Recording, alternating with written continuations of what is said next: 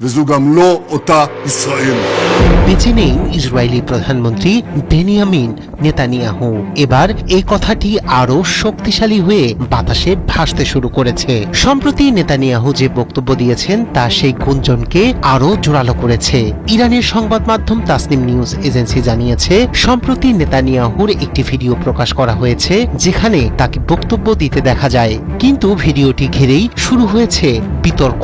অনেক পর্যবেক্ষকের দাবি নেতানিয়াহুর ভিডিওটি স্বাভাবিক নয় এবং এতে থাকতে পারে কৃত্রিম বুদ্ধিমত্তার ছাপ। ফলে প্রশ্ন উঠেছে, নেতানিয়াহু কি সত্যিই জীবিত নাকি পর্দার আড়ালে লুকিয়ে আছে ভিন্ন কোনো বাস্তবতা।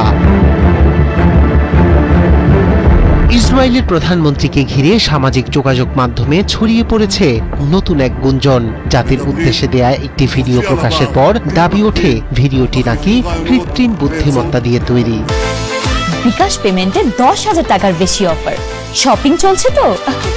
এমনকি অনেকেই বলছেন ভিডিওতে তার একটি হাতে দেখা গেছে 6টি আঙ্গুল। ভিডিওটি প্রকাশ করা হয় নেতানিয়াহুর অ্যাকাউন্ট থেকে। এরপরই সামাজিক যোগাযোগ মাধ্যমে শুরু হয় নানা জল্পনা। কেউ কেউ দাবি করেন ভিডিওটি আসল নয় এবং এআই প্রযুক্তি ব্যবহার করে তৈরি করা হয়েছে এটি।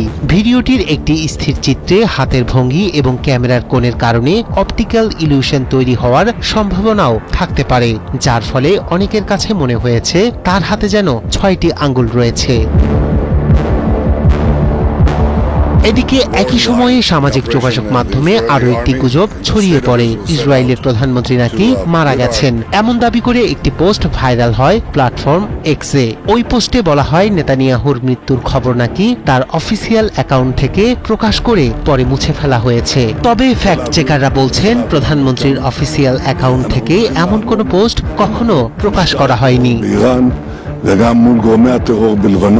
এই গুজবের মাঝেই নতুন করে আলোচনায় আসে মার্কিন অর্থমন্ত্রী স্কট বেসেন্ট। এক সংবাদ সম্মেলনের সময় তাকে হঠাৎ করে ডেকে নেওয়া হয়, পরে ফিরে এসে তাকে কিছুটা অস্বাভাবিক দেখাচ্ছিল বলে সামাজিক যোগাযোগ মাধ্যমে দাবি করেন কয়েকজন ব্যবহারকারী। এই ঘটনাকে কেন্দ্র করে অনেকে মনে করছেন নেতানিয়াহুকে ঘিরে হয়তো কোনো বড় খবর আসতে পারে।